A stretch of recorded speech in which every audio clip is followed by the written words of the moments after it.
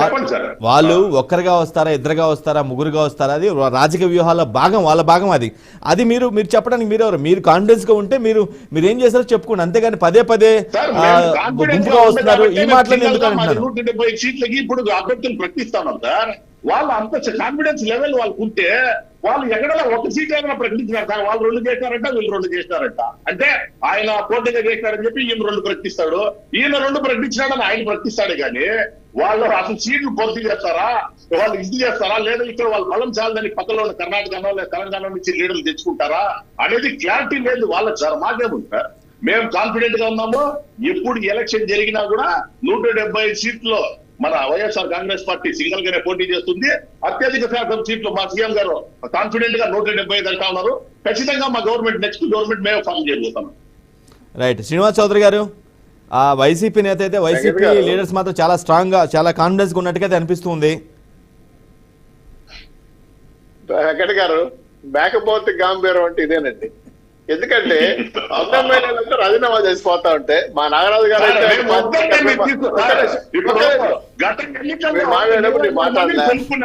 నాగరాజు గారు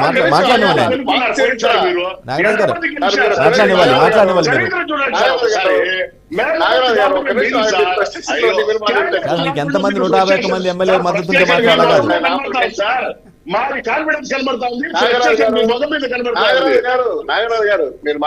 చెప్పండి ప్లీజ్. నాకు అవకాశం ఇచ్చినప్పుడు మీరు మాట్లాడకండి, మీరు మర్చిపోతాను రాసుకోండి. ఇప్పుడు ఫ్రస్ట్రేషన్ లో లేకపోతే మీరు మీ మాటకే వస్తున్నా. తిరుపతిలో మీ ముఖ్యమంత్రి గారు నేను సంతోషంగా దిగిపోతున్నాను, చేసేసానని చెప్పి నేను చిరునకి వెళ్ళి మాట్లాడాడు. తాడేపల్లి కేసుకు వచ్చిపోయి ఆడ ప్లాస్మా టీవీలు బాగా కొడుతున్నాడు, పాజిటివ్ బాగా కొడుతున్నాడు.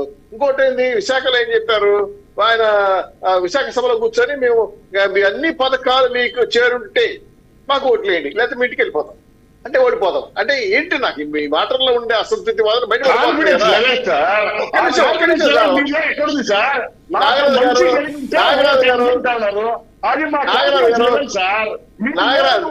చెప్పండి సార్.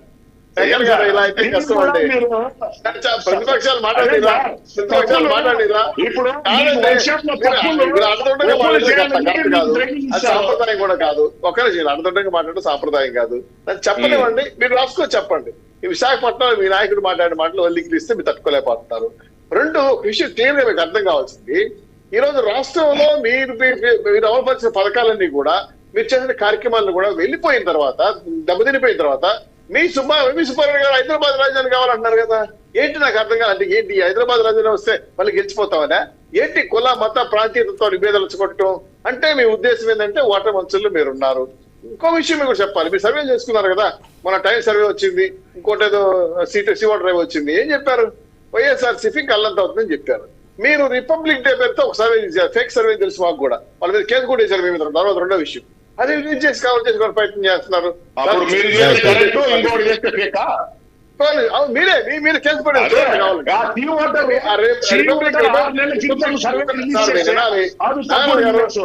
ఇప్పుడు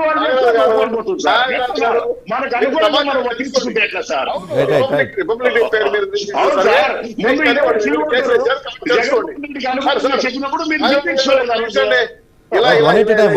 ఇలా ఒకేసారి మాట్లాడి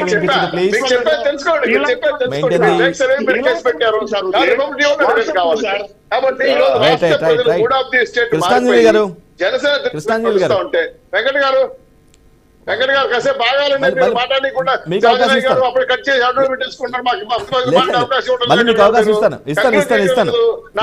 నారాయణ గారు తీసుకున్నారు. నేను మాట్లాడమంటే 2 మాటలు మాట్లాడతారు, వెంకట గారు అంటారు. మీరు కూడా అధికార పక్షంతో కలిసిపోయారా?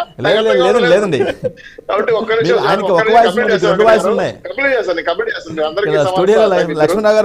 బాధపడేది ఏంటంటే జనసేన తెలుగుదేశం పార్టీ చాలా పకడ్బందీగా వ్యూహాత్మకంగా ముందుకెళ్ళి గెలవబోతుంది కదా. మీ జగన్మోహన్ రెడ్డి గారు 170 సీట్లు క్యాండిడేట్ సమస్య వాళ్ళు అడిగారు కదా. నేను అడుగుతున్నా, 170 సీట్లు మీకున్నాయా? ఇచ్చి ఉంటే ఇప్పుడు బొత్స ఫ్యామిలీకి ఎందుకు ప్యాకేజ్ ఇచ్చారు, ఇప్పుడు ఆ 180 ప్యాకేజ్ ఇచ్చారు, అలాగే మా చూరికి ఎందుకు ప్యాకేజ్ ఇచ్చారు? ఒకే నిమిషం సార్, మీ ఎంపీలు లేరు, వాంటెడ్ ఎమ్మెల్యే చదువుకునే జగన్మోహన్ రెడ్డి గారు, మీకు ఎమ్మెల్యే లేక మీ కుటుంబ సభ్యులు ఎందుకు పోటీ చేపిస్తారు? మాకు నియోజకవర్గానికి 10 మంది ఉన్నారు, మేము వాళ్ళ సీట్లో లేక మేము పట్టుకున్నాం తల. కాబట్టి జనసేన తెలుగుదేశం పార్టీ కాంగ్రెస్ 180 గెలబోతున్నాం కాబట్టి మీరు కౌంట్ డౌన్ స్టార్ట్ అయింది కాబట్టి మీ జగన్మోహన్ రెడ్డి సినిమా 60 రోజులు అయిపోతుంది కాబట్టి మీరు దయచేరులో ఉన్నారు. మీలాంటి విజయాధిపతి కార్యకర్తల పరిస్థితి అర్థం కావడానికి అభికి వచ్చినట్లుగా ఉంది.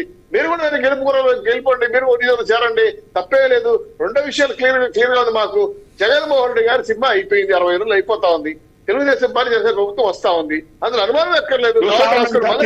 మళ్ళీ రెండేళ్ల తర్వాత డిబేట్ లో కూర్చుందాం, ఇదే నాగరాజు గారిని సమాజం అడగండి. అంతేగాని మేము ఆ పొత్తులు మేము సార్ మాట్లాడాల్సిన హక్కులు సార్. ఏ పార్టీ అయినా పొత్తు పెట్టుకోవచ్చు.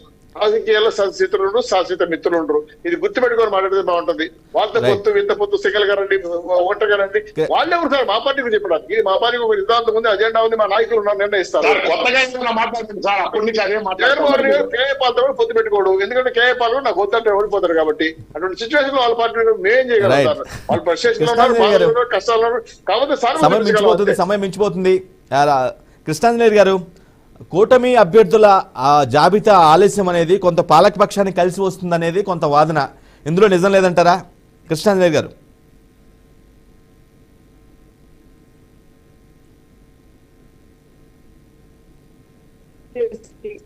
అంశమేనండి వాళ్ళ అభ్యర్థుల ప్రకటన, జనసేనకు సంబంధించిన అంశం. కానీ ఓట్లు వేయాల్సింది జనం కదా. ఎందుకోసం అంటే ఎన్నికలకు సమీపిస్తున్నటువంటి వేళ నోటిఫికేషన్ వస్తుంది ఈ నెలలోనే అనుకుంటే, పొత్తులే ఫైనల్ అవ్వలేదు, అభ్యర్థులకు సంబంధించినటువంటి అంశంలో ఇంకా క్లారిటీ రాలేదు.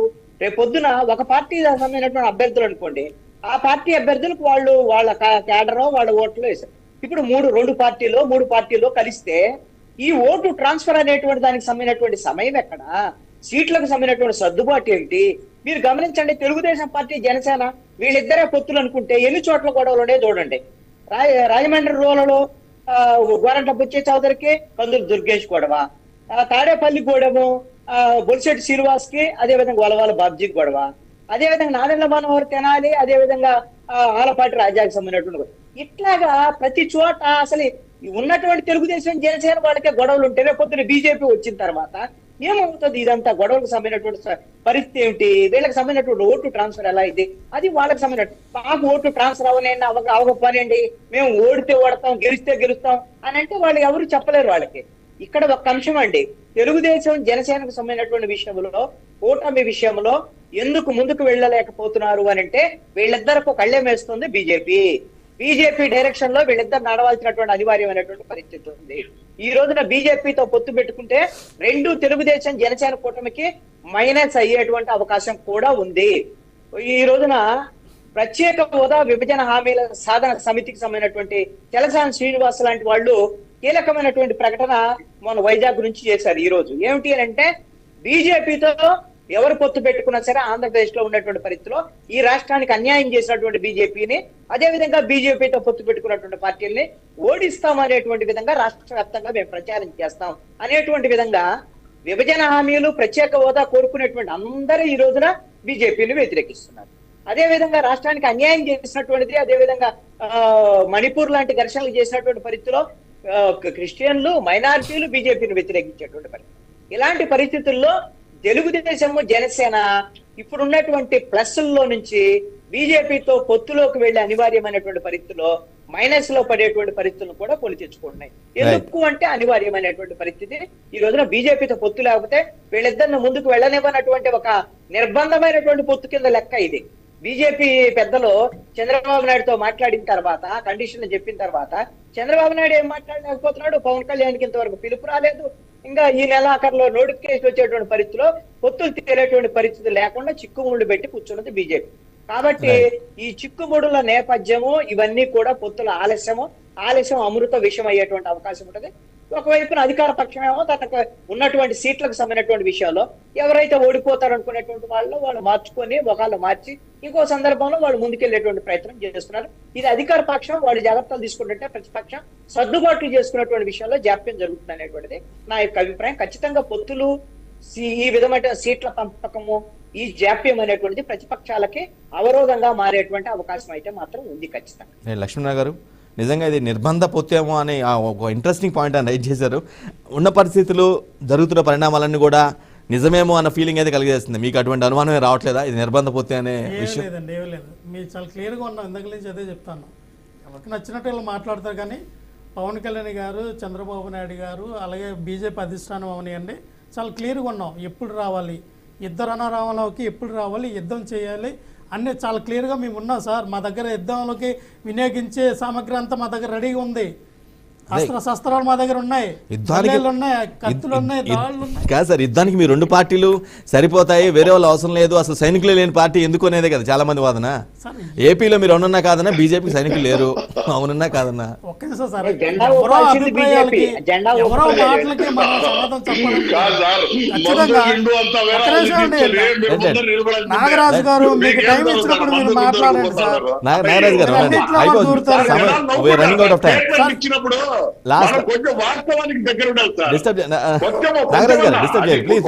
మీరు నాగరాజు గారు ఒక్క నిమిషం ఆగండి సార్, ఒక్క నిమిషం ఆగండి.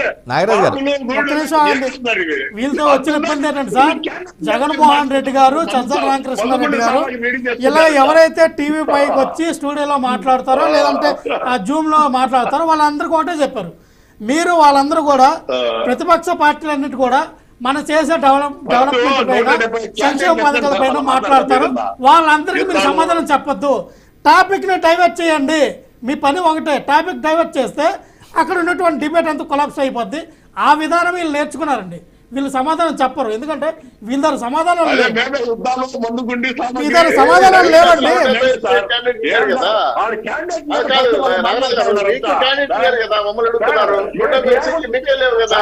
ఇరవై మంది పీకేశారు, 50 మంది రివర్స్ అయిపోయారు. రేపు రాజ్యసభ ఎలక్షన్ లో ఓడిపోయే పరిస్థితి ఏర్పడతా ఉంది. మీరు ఎక్కువ విమర్శిస్తే ఎట్లా కదా? మీకే క్యాండిడేట్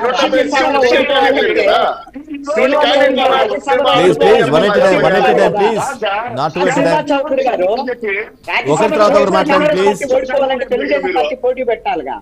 పోటీ లేదని ఇప్పుడే చంద్రబాబు నాయుడు ప్రకటించారు. మాకెందుకు సార్, మాకెందుకు అరువు తెచ్చుకునే సీట్లు మాకెందుకు? మా శక్తి ప్రభుత్వ అధికారం మాకున్న 19 సీట్లు మీకు గెలవు కదా. మాకు శాసనసభ తెలుసు కదా. 170 ఈ రోజున జగన్మోహన్ రెడ్డి గారు రాజీనామా చేసి సస్పెండ్ చేశారు. రాజ్యసభకు సీట్లు 3. ఇంకో విషయం చెప్పండి, క్వశ్చన్ ఏంటంటే వైఎస్ఆర్సీపీ 3 సీట్లు ఓడిపోతారు. వైఎస్ఆర్సీపీ ఎమ్మెల్యేలు పూర్తిగా ఓటు వేయటం. అది మీకు గుర్తుపెట్టుకోండి. రాజ్యసభకి ఎవరు వైసీపీలో గెలవట్లా. ఆ కిసాన్ నేను గుర్తుపెట్టుకోండి. రాజ్యసభలో 3 సీట్లు గెలవట్లేదు, ఓడిపోతున్నారు. వాళ్ళ ఎమ్మెల్యేలంతా వేరే పార్టీలకు వేసుకుంటున్నారు. ఈ రోజు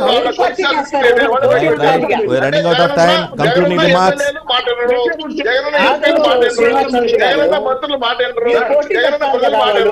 ప్రజల మాటలు, మంత్రుల మాటలు ఎమ్మెల్యే జగన్మోహన్ రెడ్డి మాకు రాష్ట్రానికి అవసరం లేదు. నాగరాజు గారు, శ్రీనివాస్ చౌదరి గారు, మీరు ఒకేసారి మాట్లాడుతున్నారు, ఏం అర్థం కావట్లేదు. జనాలు కూడా మాట్లాడుతూ ఉంటే దాన్ని మనం బట్టి ఊరాడు మీద నాకు అర్థం కాలేదు. వాళ్ళకి పోటీ రాజ్యసభ సీట్లు 3 ఓడిపోతున్నారు సార్. వాళ్ళ ఎమ్మెల్యే వేరే పార్టీకి అయిపోతున్నారు ఓట్లు. మాకెందుకు రామాయణం? వాళ్ళ ఎమ్మెల్యే అంటున్నారు, జగన్మోహన్ రెడ్డి గారు అంటున్నారు. కాబట్టి రాదు కాబట్టి మీ పార్టీ అధినేత చెప్పారు ఈ రోజు. సార్ ఇప్పుడు శ్రీనివాస్ చౌదరి గారు, మా పార్టీ వల్ల చౌదరి గారు తెలుగుదేశం పార్టీ